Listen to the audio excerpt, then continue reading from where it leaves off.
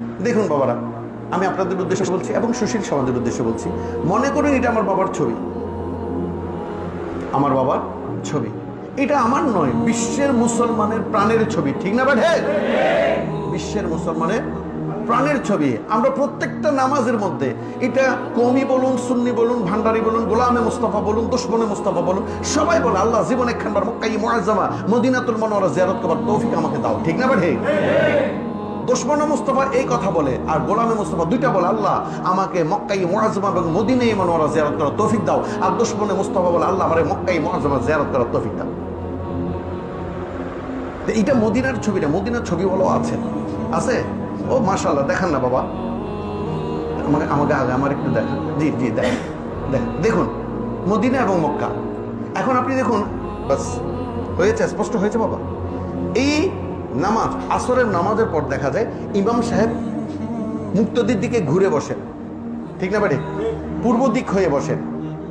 তখন তার দুটো পা, তার আজিমুসান পবিত্র পাছাখানা, ওই খানায় খাওয়ার চিহ্ন সম্বলিত ছবির উপর পড়ে না? আপনার কষ্ট লাগে না?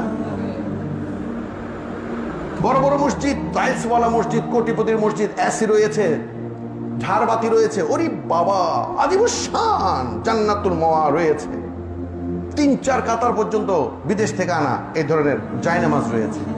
ওই জায়নামাজগুলোর উপর হেঁটে হেঁটে হেঁটে মুসল্লি সামনের কাতারে আসে। আপনার কষ্ট হয় না?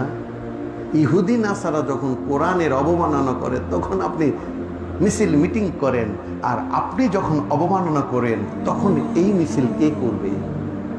পবিত্র কাবা শরীফের ছবি, মদিনা শরীফের ছবি ও আল আকসা মসজিদ সহ পবিত্র স্থানের প্রতিকৃতি যে জায়নামাজে যে ইমেজ হিসেবে, ছবি হিসেবে বিদেশ থেকে প্রোডাকশন হয়, আমদানি হয়, সেই আমদানি বন্ধের বিরুদ্ধে আমরা একটা মহামান্য হাইকোর্টে 29শে জানুয়ারি 2024 সালে আমরা একটা রিট ফাইল করি।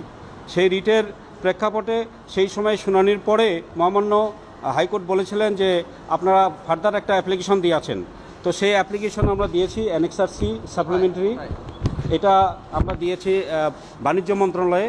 বাণিজ্য মন্ত্রণালয়ের সচিব বরাবর দিয়ে বলেছি যে এই সমস্ত ছবি সম্বলিত জায়নামাজ যাতে আমদানি না করা হয়, সেই বিষয়ে মহামান্য হাইকোর্ট ওই অ্যাপ্লিকেশনটা নিষ্পত্তির জন্য আদেশ দিয়েছেন।